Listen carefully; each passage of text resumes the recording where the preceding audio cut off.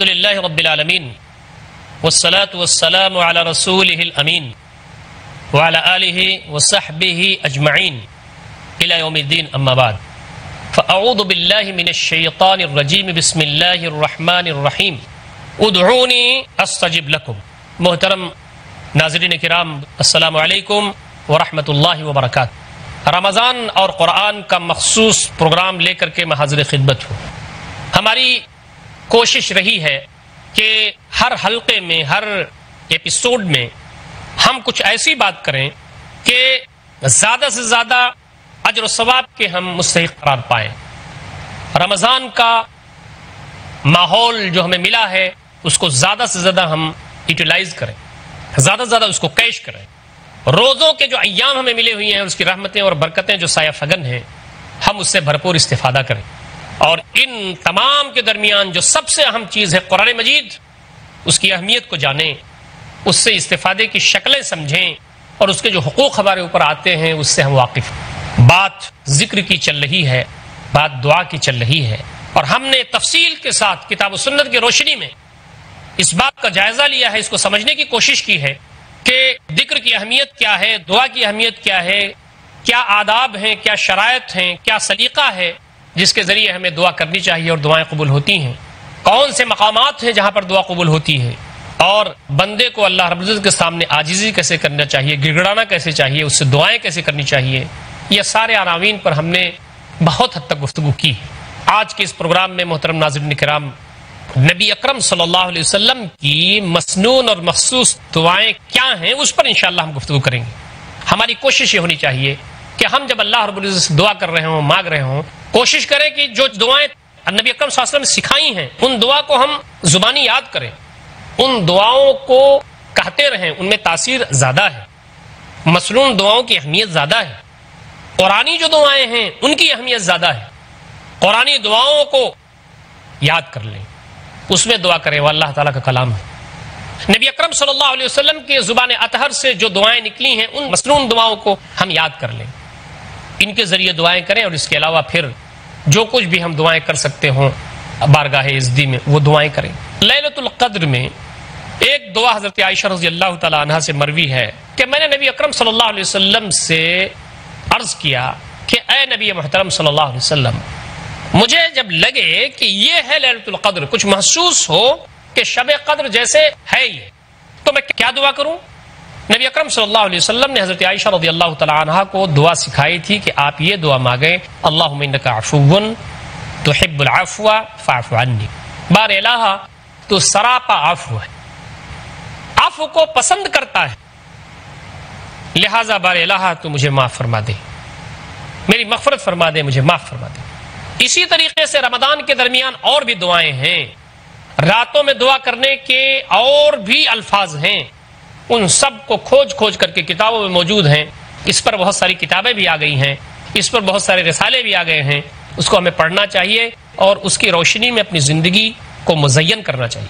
بس ایک بات ہے، کوشش اس بات کی کریں کہ وہ جو دعا ہے وہ دعا مسنون ہو، وہ دعا نبی اکرم صلی اللہ علیہ وسلم کی سکھائی ہوئی ہو، وہ دعا صحیح احادیث سے ثابت ہو۔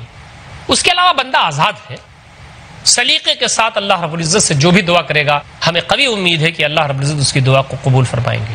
دعا میں الفاظ کی بھی اہمیت ہے، قرآنی دعاؤں کی بھی اہمیت ہے، نبی اکرم صلی اللہ علیہ وسلم کے الفاظ کی بھی اہمیت ہے، لیکن ان سب کے ساتھ ساتھ اس کی بھی بڑی اہمیت ہے کہ آدمی کہاں سے دعا کر رہا ہے، دل کی رگوں کی گہرائیوں سے وہ دعا اٹھ رہی ہے یا صرف زبان پہ آ رہی ہے۔ نبی اکرم صلی اللہ علیہ وسلم نے فرمایا کہ اللہ رب العزت ایسے دل سے دعا قبول نہیں کرتا جو غافل ہو، لہو لعب کرنے والا ہو، بے پرواہ۔ دعا کر رہے ہیں، ہمیں خود اپنی ہی خبر نہیں، دعا کر رہے ہیں اللہ تعالیٰ کی عظمت، اس کی جلال، اس کی کبریائی، اس کی بزرگی، اس کی سلطنت، اس کا عظیم الشان ہونا، اس کا احساس ہمارے پاس نہیں۔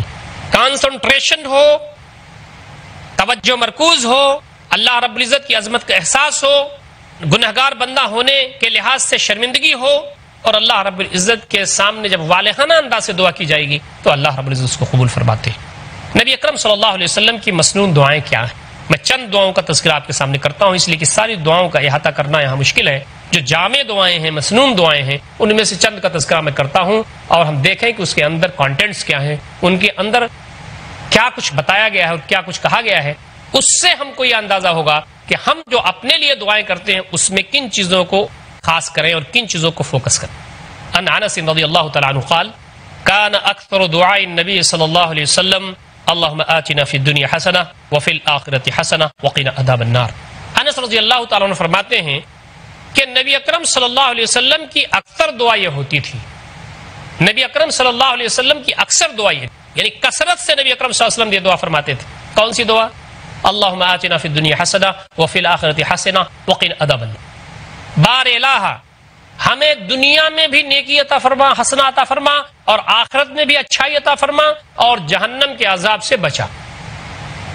میرے خیال سے محترم ناظرین، ہم میں سے اکثر لوگوں کو یہ دعا یاد ہے، اس دعا کو کثرت سے کرنا چاہیے۔ نبی اکرم صلی اللہ علیہ وسلم اس کو کثرت سے کرتے تھے۔ یہ بخاری شریف، مسلم شریف، ابو داؤد شریف، 3 کتابوں میں یہ دعا مذکور ہے۔ حضرت انس رضی اللہ تعالیٰ عنہ جو نبی اکرم صلی اللہ علیہ وسلم کی خدمت پر معمور تھے، 10 سال تک کم و بیش نبی اکرم صلی اللہ علیہ وسلم کی خدمت کا شرف حاصل تھا۔ اٹھتے بیٹھتے، چلتے پھرتے، آتے جاتے، آرام کرتے، بیدار ہوتے، نبی اکرم صلی اللہ علیہ وسلم کے پاس رہتے تھے۔ تو ان کی روایت یہ ہے کہ نبی اکرم صلی اللہ علیہ وسلم کی اکثر دعا یہ ہوتی تھی اللہم آتنا فی الدنیا حسنہ وفی الآخرۃ حسنہ وقنا عذاب النار۔ دنیا میں بھی اچھائی سے نماز، اور آخرت میں بھی اچھائی سے نماز، اور جہنم کے عذاب سے بار الہ ہم کو محفوظ رکھ۔ یہ دعا ہم یاد کر سکتے ہیں، اس دعا کو ہمیں یاد کر لینا چاہیے، خود بھی یاد رکھیں اس دعا کو، اپنے بچوں کو یہ دعائیں یاد کرائیں، اور اس دعا کو دوسروں کو بھی یاد کرا دیں۔ اس سے آپ کے ثواب اور اجر میں کمی ہونے والی نہیں ہے۔ جن کو بھی آپ یہ دعا یاد کرائیں گے، ان کے ثواب کا کچھ نہ کچھ حصہ آپ کو ضرور ملے گا، اور ان کے اجر میں کوئی کمی انشاءاللہ العزیز نہیں ہوگی۔ بخاری اور مسلم کی متفق علیہ روایت ہے، اس میں بھی ایک دعا نبی اکرم صلی اللہ علیہ وسلم کی ہمیں ملتی ہے۔ ان انس رضی اللہ تعالی عنہ قال، یہ روایت بھی حضرت انس رضی اللہ تعالی عنہ کی، وہ کہتے ہیں کان النبی صلی اللہ علیہ وسلم یقول، نبی اکرم صلی اللہ علیہ وسلم فرمایا کرتے تھے اللہم انی اعوذ بک من العجز والکسل والجبن والحرم والبخل واعوذ بک من عذاب القبر واعوذ بک من فتنة المحیا والممات، رواہ البخاری و رواہ مسلم۔ انس رضی اللہ تعالیٰ عنہ کہتے ہیں کہ نبی اکرم صلی اللہ علیہ وسلم عام طور پر کہا کرتے تھے، دعا فرمایا کرتے تھے اللہم انی اعوذ بک، بار الہ میں تیری پناہ چاہتا ہوں، کس سے؟ من العجز، عاجزی سے، والکسلی، اور سستی اور کاہلی لاپرواہی سے، والجبنی، اور بزدلی سے، والحرمی، اور ایک دم بڑھاپے سے، والبخلی، اور بخل سے۔ یہ جو چیزیں ہیں اس سے نبی اکرم صلی اللہ علیہ وسلم اللہ کی پناہ مانگ۔ عاجزی ایسی چیز ہے کہ آدمی جو چاہے وہ کر نہیں سکتا، عاجز و درمادہ ہو جاتا۔ نبی اکرم صلی اللہ علیہ وسلم نے دعا فرمائی ہے اللہ رب العزت سے کہ بار الہ میں تیری پناہ مانگتا ہوں عجز سے، عاجزی سے، طاقت نہ ہو، قوت نہ ہو، کرنے کی صلاحیت نہ ہو، ایسے حالات ہوں کہ عاجز و درمادہ ہو، بار الہ میں تیری پناہ مانگتا ہوں۔ والکسل، اور سستی اور کاہلی سے، نبی اکرم صلی اللہ علیہ وسلم نے کسل سے، سستی اور کاہلی سے پناہ مانگا۔ رات میں سو گئے تو تہجد میں اٹھنے کا کیا کہنا، فجر ہی میں حضرت نہیں اٹھ رہے ہیں، اتنی سستی، اتنی کاہلی، یہ کام ہے اچھا کر لیں گے، نماز ہے ٹھیک ہے پڑھ لیں گے۔ مومن ایکٹیو ہوتا ہے، مومن متحرک ہوتا ہے، مومن مستعد ہوتا ہے، اور مومن سب سے زیادہ پنکچوئل اور ڈسپلن کا پابند ہوتا ہے۔ مومن ایسی ہوتا ہے۔ نبی اکرم صلی اللہ علیہ وسلم ہمیشہ چوکنا رہتے تھے اور ہمیشہ مستعد رہا کرتے تھے۔ ہماری ذمہ داری بھی یہ بنتی ہے کہ ہم اس سلسلے میں توجہ دیں۔ اس لیے نبی اکرم صلی اللہ علیہ وسلم اللہ تعالیٰ کی پناہ مانگتے ہیں کہ بار الہ مجھے سست مت بنانا، سستی سے میں پناہ مانگتا ہوں، کاہلی سے پناہ مانگتا ہوں، والجبنی، اور بزدلی سے پناہ مانگتا ہوں۔ مومن بہادر ہوتا ہے، مومن جری ہوتا ہے، مومن شجاع ہوتا ہے، مومن کسی سے ڈرنے والا نہیں ہوتا، صرف اللہ رب العزت سے ڈرنے والا ہوتا ہے۔ اور نبی اکرم صلی اللہ علیہ وسلم نے پناہ مانگی ہے بڑھاپے سے، اور بڑھاپے میں بھی شیخوخہ نہیں کہا ہے، یا بڑھاپے کے لیے دوسرے اور الفاظ آتے ہیں، آپ نے حرم فرمایا، اس بڑھاپے کو کہتے ہیں جو بڑھاپا بہت زیادہ عمر کے اختتامی اور عمر کے طوالت کی وجہ سے آدمی بہت زیادہ بڑھاپے کا شکار ہو اور پریشان حال ہو، اسفل عمر اردل عمر سے پناہ مانگا. کھوسٹ پن جو ہے بڑھاپے کی، آدمی نہ چل سکتا ہے نہ پھر سکتا ہے، دوسروں کے رحم و کرم پر ہوتا ہے، تو نبی اکرم صلی اللہ علیہ وسلم نے بڑھاپے سے پناہ مانگی ہے، اور وہ بھی اردل عمر سے پناہ مانگی ہے. تو یہ دعائیں نبی اکرم صلی اللہ علیہ وسلم کی ہیں، غیر معمولی اہمیت کے حامل ہیں. محترم ناظرین کرام، ہماری کوشش ہونی چاہیے کہ ہم ان کو سمجھیں، ان کو سیکھیں اور ان کو اپنی دعاؤں میں سنواریں اور سجائیں. اللہ تعالی ہم کو اس کی توفیق عنایت فرمائے. محترم ناظرین، وقت ہو رہا ہے ایک چھوٹے سے وقفے کا. انشاءاللہ العزیز وقفے کے بعد پھر حاضر خدمت ہوتے ہیں، گفتگو کا سلسلہ جاری رکھیں گے. والسلام علیکم ورحمۃ اللہ وبرکاتہ.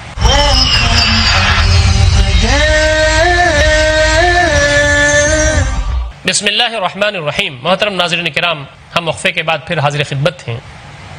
نبی اکرم صلی اللہ علیہ وسلم کی مسنون دعائیں کیا ہیں، اور ہمیں کوشش کرنی چاہیے کہ ہم دعاؤں کو یاد کر لیں. اس پر گفتگو چل رہی تھی. ایک دعا حضرت انس رضی اللہ تعالی عنہ نے نبی اکرم صلی اللہ علیہ وسلم کے بیان کی ہے کہ آپ صلی اللہ علیہ وسلم دعا فرمایا کرتے تھے: اللہم انی اعوذ بک من العجز والکسل والجبن والحرم والبخل. بار الہ، میں عاجزی سے پناہ مانگتا ہوں تیری، کسل مندی سے، کاہلی سے پناہ مانگتا ہوں، بزدلی سے پناہ مانگتا ہوں، اردل عمر سے پناہ مانگتا ہوں، والبخل، اور بخالت سے پناہ مانگتا ہوں. نبی اکرم صلی اللہ علیہ وسلم نے بخالت سے بھی پناہ مانگی. بخیل آدمی صحیح نہیں ہوتا. بخیل آدمی اپنے لیے بھی وبال بنتا ہے، اپنے گھر والوں کے لیے بھی وبال بنتا ہے. مومن کبھی بخیل نہیں ہوتا، اور آدمی بخیل ہو جائے تو یہ دنیا اجیرن ہو جاتی ہے. وَمَن يُوقَ شُحَّ نَفْسِهِ فَأُولَٰئِكَ هُمُ الْمُفْلِحُونَ. جو دل کی بخالت سے، نفس کی بخالت سے جو بچا لیے گئے، وہ کامیاب ہونے والے. تو آدمی اصل بخیل ہوتا ہے دل سے، آدمی اصل بخیل ہوتا ہے دماغ سے، آدمی اصل بخیل ہوتا ہے سوچ اور فکر سے، پھر وہ روپے پیسے اور ساری چیزوں میں بخیل ہوتا ہے. نبی اکرم صلی اللہ علیہ وسلم نے بخالت سے پناہ مانگی اور آگے فرمایا: وَأَعُوذُ بِكَ مِنْ عَذَابِ الْقَبْرِ. اور بار الہ، میں تیری پناہ مانگتا ہوں قبر کے عذاب سے. وَأَعُوذُ بِكَ مِنْ فِتْنَةِ الْمَحْيَا وَمَمَاتِ. اور بار الہ، میں تیری پناہ مانگتا ہوں زندگی اور موت کے فتنے سے. یہ نبی اکرم صلی اللہ علیہ وسلم کی مسنون دعا ہے. ہمیں اس کو یاد کرنا چاہیے اور اپنی زندگیوں میں اس کو سنوارنا چاہیے، اپنی دعاؤں میں اس کو شامل کرنا چاہیے. ایک اور روایت ہے جس میں نبی اکرم صلی اللہ علیہ وسلم کی دعا کے بارے میں بتایا گیا ہے. مسلم شریف کی روایت ہے ان عبداللہ بن مسعود رضی اللہ تعالی عنہ عن النبی صلی اللہ علیہ وسلم انه كان يقول: اللهم انی اسألک الہدى والتقى والعفاف والغنى. رواہ مسلم. جامع دعائیں ہیں، یہ چھوٹے چھوٹے الفاظ ہیں، معانی کا سمندر اپنے اندر لیے ہوئے، کوزہ میں سمندر بند. حضرت عبداللہ بن مسعود رضی اللہ تعالیٰ عنہ ارشاد فرماتے ہیں کہ نبی مکرم صلی اللہ علیہ وسلم دعا فرمایا کرتے تھے: اللہم انی اسألک الہدى والتقى والعفاف والغنى. بار الہ، میں تجھ سے مانگتا ہوں، کیا مانگتا ہوں میں تجھ سے؟ الہدى، ہدایت مانگتا ہوں، والتقى، اور تقوی مانگتا ہوں، والعفاف، پاک دامنی مانگتا ہوں، عفت مانگتا ہوں، والغنى، بے نیازی مانگتا ہوں. چاروں چیزیں ایسی عظیم الشان ہیں کہ اگر اللہ رب العزت کی طرف سے بندے کو مل جائیں تو بندے کا قد اوپر اٹھ جاتا ہے اور اس دنیا میں وہ نکھر جاتا ہے، سنور جاتا ہے، اس دنیا میں ہی وہ قابل عزت و قابل احترام ہو جاتا ہے. نبی اکرم صلی اللہ علیہ وسلم فرماتے ہیں: اللہم انی اسألک الہدى. بار الہ، میں تجھ سے مانگتا ہوں ہدایت. آپ دیکھ رہے ہیں کہ جتنی دعائیں نبی اکرم صلی اللہ علیہ وسلم کی مسنون میں آپ کے سامنے بیان کر رہا ہوں، اس میں ساری چیزیں دین دنیا کی کامیابی سے متعلق. ہدایت مانگ رہا ہوں، دنیا میں اگر تیری ہدایت نہ ہو تو میں کامیاب نہیں رہ سکتا. توقع مانگ رہا ہوں، ہدایت تو نے دے دی، اب تو اس راستے پر چلنے کی صلاحیت دے. میں اس وقت تک اس راستے پر چل نہیں سکتا جب تک کہ مجھے تقوی حاصل نہ ہو جائے. یہ روش، یہ تقوی کی صفت اگر مجھے مل جاتی ہے تو تیرے بتائے ہوئے راستے پر چل کر کے میں جنت حاصل کر سکتا ہوں. والعفاف، اور میرے مالک مجھے عفت دے، پاک دامنی دے، میں دوسروں کے سامنے ہاتھ پھیلاؤں نہ، اور یہ بھی تو عطا فرما کہ میری عزت، میری نافوذ سب محفوظ رہے. والغنا، اور بے نیازی میں چاہتا ہوں. ان الغنا غنا النفس، سب سے بڑی بے نیازی تو دل کی بے نیازی ہے. نبی اکرم صلی اللہ علیہ وسلم فرماتے ہیں: انسان اتنا حریص ہے، انسان ایک وادی سونا اگر پا جائے تو دوسرے وادی سونا کے چکر میں پڑا رہتا ہے. اور یہ جو حرص و ہوس ہے، حرص و ہوس، اس کے پیٹ کو کوئی چیز نہیں بھر سکتی، اس کے حرص کو کوئی چیز بھر نہیں سکتی، اس کی ہوس کوئی چیز پوری نہیں کر سکتی سوائے مٹی کے علت تراب. جب وہ دفن کر دیا جاتا ہے، مٹی اس کے اوپر چلا دی جاتی ہے، تب وہ آسودہ ہو جاتا ہے، تب وہ مطمئن ہو کر کے اپنی قبر میں سوتا ہے. زندہ رہتا ہے، یہ ہو جائے وہ ہو جائے، یہ ہو جائے وہ ہو جائے، یہ چاہیے وہ چاہیے. نبی اکرم صلی اللہ علیہ وسلم نے اس کی صحیح عکاسی فرمائی. محترم ناظرین کرام، یہ جو دعائیں نبی اکرم صلی اللہ علیہ وسلم سے منقول ہیں، اس کے بارے میں ہمارا رویہ اور ہمارا شیوا یہ ہونا چاہیے کہ ہم ان کو یاد کر لیں، اور یاد کرنے سے پہلے اندر کیا مفہوم بیان ہوا ہے تو ہمارے دعا میں اور زور پیدا ہوگا، ہمارے دعا میں اور تاکید پیدا ہوگی. ترمذی اور نسائی کی ایک روایت ہے، اس میں ایک دعا نبی اکرم صلی اللہ علیہ وسلم کی ملتی ہے. عن ابن عمر بن العاص رضی اللہ تعالی عنہما قال كان رسول اللہ صلی اللہ علیہ وسلم يقول اللهم انی اعوذ بک من قلب لا يخشع ومن دعاء لا يسمع ومن نفس لا تشبع ومن علم لا ينفع اعوذ بک من هؤلاء الاربع. یہ جوامع الکلم میں سے بھی ہے. نبی اکرم صلی اللہ علیہ وسلم کو جوامع الکلم کی نعمت عطا فرمائی گئی تھی. آپ جو جملے بولتے تھے، آپ جو باتیں کرتے تھے، اس میں ایک روانی تھی، ایک اس میں شائستگی تھی، ایک اس میں وقار تھا، ایک اس میں ہمانگی تھی، ایک اس میں غنائیت تھی، اور معنی و مفہوم کا سمندر ہوتا تھا. اس کو کہتے ہیں جوامع الکلم. حضرت ابن عمر بن العاص رضی اللہ تعالی عنہ روایت کرتے ہیں کہ نبی صلی اللہ علیہ وسلم یہ دعا فرمایا کرتے تھے اللہم انی اعوذ بک من قلب لا یخشع، بار الہ میں تیری پناہ مانگتا ہوں ایسے دل سے جو نہ ڈرے، جس میں خشیت تیری نہ ہو. ومن دعاء لا یسمع، اور ایسی دعا سے میں پناہ مانگتا ہوں تیری جو سنی نہ جائے. میرے مالک ایسی دعا مجھ سے مت کرانا، میرے مالک ایسی دعا کہ مجھے مت توفیق دے جو سنی نہ جائے. ومن نفس لا تشبع، اور میں تیری پناہ چاہتا ہوں ایسے نفس سے جو آسودہ ہی نہ ہو. نفس ہے کہ آسودہ ہی نہیں ہوتا، یہ مل جائے وہ مل جائے، یہ مل جائے وہ مل جائے، اسی چکر میں پڑا ہوا ہے نفس. یہ نفس آسودہ کب ہوگا؟ نفس آسودہ اس وقت ہوگا جب اللہ رب العزت کی رحمت اور اس کا کرم ہوگا، اللہ رب العزت کی نعمتوں پر آسودہ ہو جائے، اس کو بے نیازی مل جائے. اور جس کے بارے میں قرآن نے کہا یا ایھا النفس المطمئنہ ارجعی الی ربک راضیۃ مرضیہ فادخلی فی عبادی وادخلی جنتی. اے نفس مطمئنہ، تو پلٹ جا اپنے رب کی طرف اس حال میں کہ تو راضی رب سے، رب تجھ سے راضی. فادخلی فی عبادی، اللہ تعالیٰ فرمائے گا میرے بندوں میں داخل ہو جا. وادخلی جنتی، اور میری جنت میں داخل ہو جا. ایسے نفس، آسودہ نفس کی دعا نبی اکرم صلی اللہ علیہ وسلم نے کی. اور فرمایا ومن علم لا ينفع، ایسے علم سے پناہ مانگتا ہوں تیری جو فائدہ ہی نہ دے. اعوذ بک من هؤلاء الاربع، اے اللہ رب العزت میں ان چاروں چیزوں سے تیری پناہ مانگتا ہوں. تو نبی اکرم صلی اللہ علیہ وسلم کی یہ بھی جامع دعا. ہماری کوشش ہونی چاہیے کہ ہم نبی اکرم صلی اللہ علیہ وسلم کی ان دعاؤں کو یاد کرنے، اس کا استحضار رکھیں، اس کے مفہوم و معانی کو سمجھیں، اور نبی اکرم صلی اللہ علیہ وسلم کے مسنون دعاؤں میں چونکہ تاثیر بہت ہے، اس لیے اس کو اپنی زندگی میں نافذ کرنے کی کوشش کریں. ابو داؤد اور نسائی کی ایک دوسری روایت آتی ہے، ابو ہریرہ رضی اللہ تعالیٰ عنہ اس کے راوی ہیں، کہتے ہیں کان النبی صلی اللہ علیہ وسلم یقول اللہم انی اعوذ بک من الشقاق والنفاق وسوء الاخلاق. حضرت ابو ہریرہ رضی اللہ تعالیٰ عنہ کہتے ہیں کہ نبی اکرم صلی اللہ علیہ وسلم یہ دعا بھی فرمایا کرتے تھے اللہم انی اعوذ بک من الشقاق، بار الہ میں تیری پناہ مانگتا ہوں مخالفت سے، انتشار سے، افتراق سے، مخالفت سے میں تیری پناہ مانگتا ہوں. امت کا اتحاد غیر معمولی چیز ہے، مسلمانوں کا باہم پیار و محبت کے ساتھ رہنا غیر معمولی چیز ہے. اب انتشار ہو، افتراق ہو، دوریاں ہوں، نبی اکرم صلی اللہ علیہ وسلم نے اس سے پناہ مانگی ہے. والنفاق، اور نفاق سے پناہ مانگی ہے. زبان پر کچھ ہو، دل میں کچھ ہو، اندر کچھ ہو، باہر کچھ ہو. منافق ذو الوجہین ہوتا ہے، اندر کچھ ہوتا ہے، باہر کچھ ہوتا ہے. نبی اکرم صلی اللہ علیہ وسلم نے اس سے پناہ مانگی اور کہا ہے کہ بار الہ میں ایسی ہوں کہ جو اندر ہوں وہ باہر ہوں، جو باہر ہوں وہ اندر ہوں، جو زبان پر ہے وہی عمل میں ہے، جو عمل میں ہے وہی زبان پر ہے. ہم کو بھی اس جانب خصوصی توجہ دینے کی ضرورت. وسوء الاخلاق، اور اخلاق کی برائی سے، بد اخلاقی سے میں پناہ مانگتا ہوں. مومن اعلیٰ اخلاق پر فائد ہوتا ہے، اور نبی اکرم صلی اللہ علیہ وسلم کا کیا پوچھنا. آپ صلی اللہ علیہ وسلم کے بارے میں تو قرآن مجید نے خود گواہی دی ہے وَإِنَّكَ لَعَلَىٰ خُلُقٍ عَظِيمٍ، آپ تو بہترین اخلاق پر فائد ہیں اے اللہ کے رسول صلی اللہ علیہ وسلم.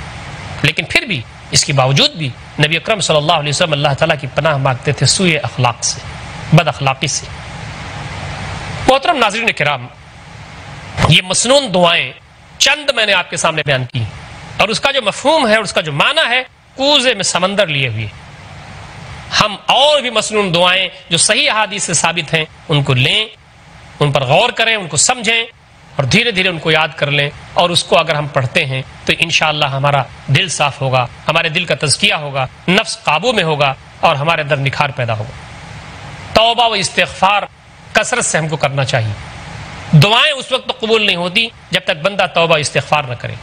دعاؤں میں بھی پہلے توبہ استغفار کو لینا چاہیے۔ دعا کا جو طریقہ نبی اکرم صلی اللہ علیہ وسلم نے بیان فرمایا وہ یہی نا کہ پہلے حمد آدمی کرے، اللہ تعالیٰ کی حمد و ثنا بیان کرے، پھر نبی اکرم صلی اللہ علیہ وسلم پر درود و سلام بھیجے، اس کے بعد دعائیں کرے۔ اور دعاؤں میں بھی میرا ریکمنڈیشن یہ ہے کہ ہمیں مسنون دعائیں زیادہ کرنی چاہیے، اس کے بعد اپنی دعائیں کریں ہم۔ اور اس میں بھی مناسب یہ ہے کہ دعاؤں کی ترتیب میں پہلے توبہ و استغفار ہم کو کرنا چاہیے اللہ تعالیٰ سے کثرت کے ساتھ، پھر دعاؤں کا سلسلہ شروع کرنا چاہیے، جو مانگنا ہے وہ مانگنا چاہیے۔ عن ابی ہریرہ رضی اللہ تعالی عنہ قال سمعت رسول اللہ صلی اللہ علیہ وسلم يقول والله انی لاستغفر الله واتوب الیہ فی اليوم اکثر من 70 مرہ رواه البخاری۔ حضرت ابو ہریرہ رضی اللہ تعالی عنہ کہتے ہیں کہ نبی اکرم صلی اللہ علیہ وسلم کو میں نے سنا کہتے ہوئے کہ اللہ کی قسم، واللہ اللہ کی قسم، انی لاستغفر اللہ، بے شک میں اللہ تعالیٰ سے استغفار چاہتا ہوں، واتوب الیہ، اور اس کی طرف میں پلٹتا ہوں، فی الیوم، ایک دن میں، اکثر من 70 مرہ، 70 بار سے زیادہ۔ نبی اکرم صلی اللہ علیہ وسلم ایک دن میں 70 بار سے زیادہ استغفار فرماتے تھے، تو ہم اور آپ کہاں ہیں؟ ہم تمام کو کوشش کرنا چاہیے کہ اس جانب آگے بڑھیں۔ ایک آخری روایت آپ کو سنا کر کے اپنی گفتگو ختم کرنا چاہوں گا۔ ابن عمر رضی اللہ تعالیٰ عنہما سے روایت ہے، کہتے ہیں اِنَّا كُنَّا لَنَعُدُّ لِرَسُولِ اللَّهِ صلی اللہ علیہ وسلم، ہم نبی اکرم صلی اللہ علیہ وسلم کے سلسلے میں شمار کرتے تھے، فی المجلس، مجلس میں نبی صلی اللہ علیہ وسلم پڑھا کرتے تھے، کیا پڑھا کرتے تھے؟ رب اغفر لی وتب علی انک انت التواب الرحیم، اے میرے رب میری مغفرت فرما دے، میری توبہ قبول کر لے، بے شک تو بہت زیادہ توبہ قبول کرنے والا ہے۔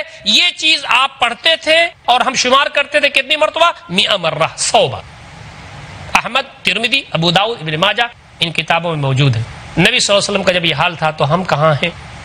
اعتدال کے ساتھ، میانہ روی کے ساتھ ہم کو ان ساری چیزوں کو اپنانا چاہیے۔ اللہ تعالی ہم تمام کو ان سارے امور پر غور و فکر کرنے، عمل کرنے اور جہاں تک ہو سکے لوگوں تک پہنچانے کی توفیق عنایت فرمائے۔ اقول قولی ھذا استغفر اللہ لی ولکم اجمعین واستغفروہ انہ الغفور الرحیم وآخر دعوانا ان الحمد للہ رب العالمین والسلام علیکم ورحمۃ اللہ وبرکاتہ۔